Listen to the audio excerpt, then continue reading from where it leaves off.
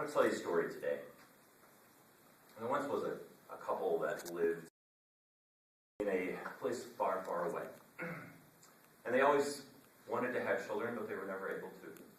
And outside one of the windows on their home, they overlooked this beautiful, majestic garden. Flowers were always blooming. It was just wonderful to look at. Well, the wife started to look at this garden and fell in love with this plant, the Rampion. And it was delicious to eat. And she just, every day, she would get up and she would notice it. And it was just something that she wanted to have, to taste once again. And it got so much that she wanted it, that she started to become sad and gloomy and become pale. And her husband noticed. And he thought, dear, what is the problem? Why aren't you excited? Why aren't you passionate about life? She said, the Rampion, if I could just taste it once again, I would just, I would want it. I'd love it. If I can't, I'm going to die.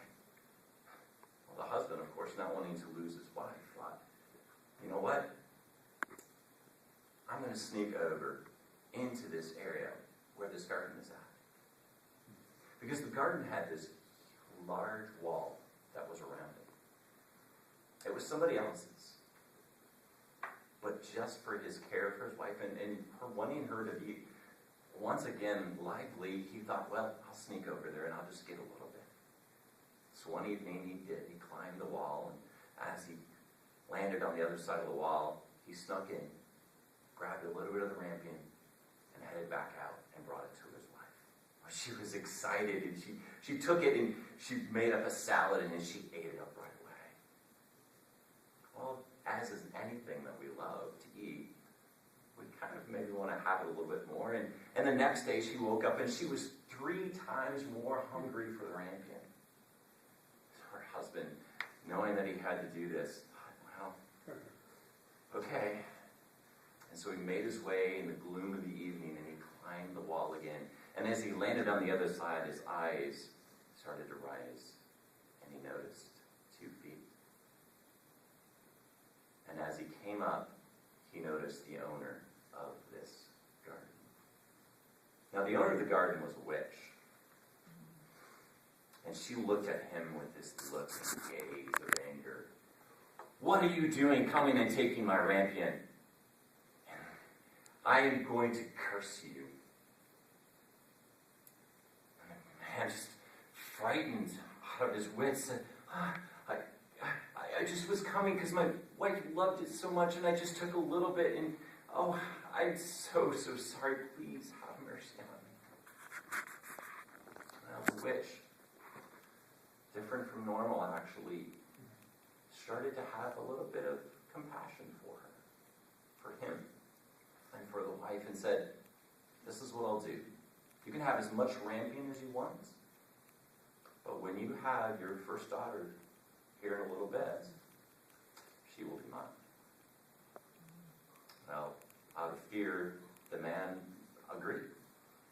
So that very next spring, as the little baby girl was born, the witch was there instantly and snatched the baby girl and left to have her as her own. Now, Rampion grew up to be a beautiful young girl, flowing golden Goldilocks hair. And she, at 12 years old, the witch thought, this girl is too beautiful, and somebody will come and steal her from me. So she made an arrangement deep inside the forest and found a high tower that there was no stairs or no door to get in, only a window at the top. And she placed the girl there, and she left her there. And every day she would come to visit. And she would call up and say, Rampion, Rampion, let down your hair. Now Rampion's hair had grown very, very long. And as she let the hair out of the window, it would flow down as it was in a movement of the stairway, with the sunshine glistening off of its golden locks. And it would softly land on the bottom. And the witch would latch on and would climb up into the window. Now this went on for some time. And as time went along, actually, there was a prince.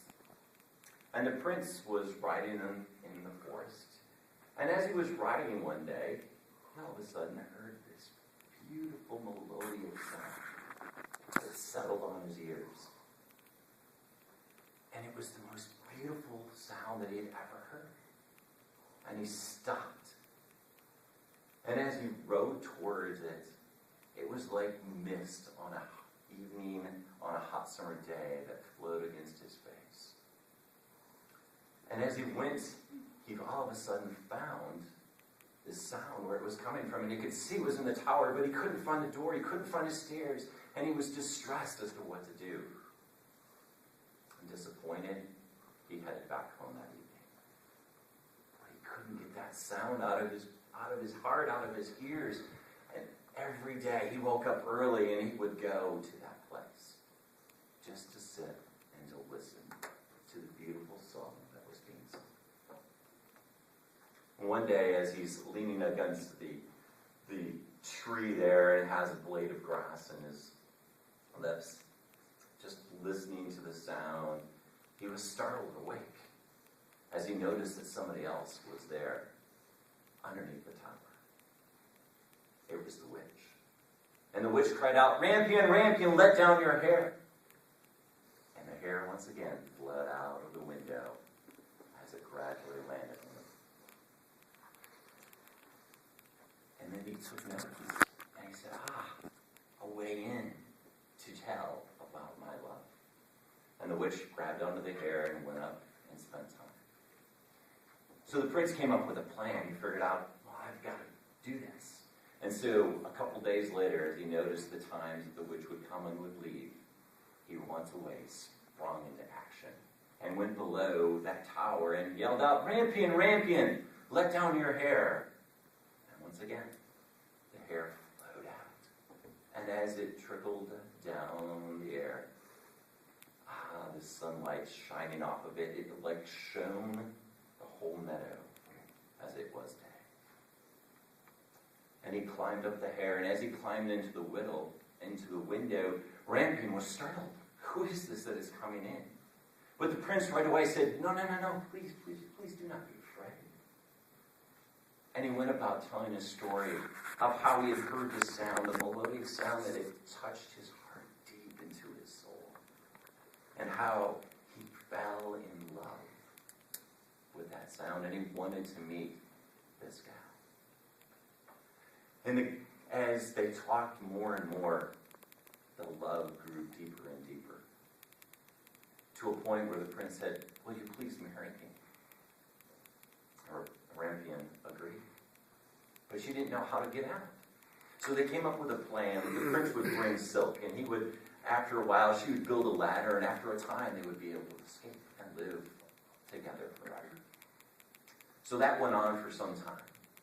But there was one day when a witch was there for dinner, and as time went on, Rampion was distracted, and she was so distracted that she made mention that, "Boy, you're a lot heavier than a prince when you climb up the hair." And as those words left her lips, before she could grab onto them and bring them back in, the teacup shattered on the ground. And she turned around and she saw the witch and said, "You deceitful child, you have been hiding from me. I will not allow you to be had by anybody else." And she sprung at Rampion and grabbed her hair and snip, cut it right off.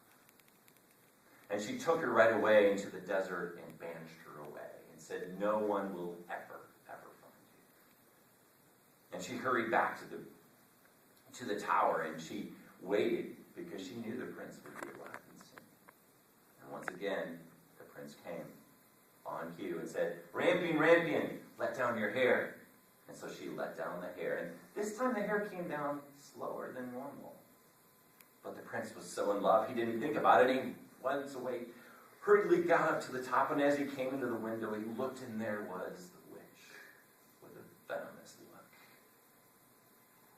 And she said, You have come for the beautiful bird whose sound sings no more, because the cat has got it and has been banished, and you will no longer have her either. And as those darts flung from the witch's lips and struck him in his heart, he fell backwards and landed in a pile of brush and thorns, which scratched out his eyes, and he wandered in the forest blind as to what to do. And as he wandered blindly about, he all of a sudden came to after a few months, a very arid place. And as he was walking and he was starting to get thirsty, he thought, I need to have something to drink. And all of a sudden, a sound settled on his ears. And he thought, I know that sound. And he walked away and he blindly found, and he tumbled and he fumbled around until he got closer and closer and closer. And all of a sudden, as it grew, the sound became more melodic. And as he came over a ring, Rampion looked up and sprinted and ran and flung her arms around the prince. The two had found each other. And as tears of joy fell off of her cheeks and fell on those eyes, and they healed the eyes so that he could see again.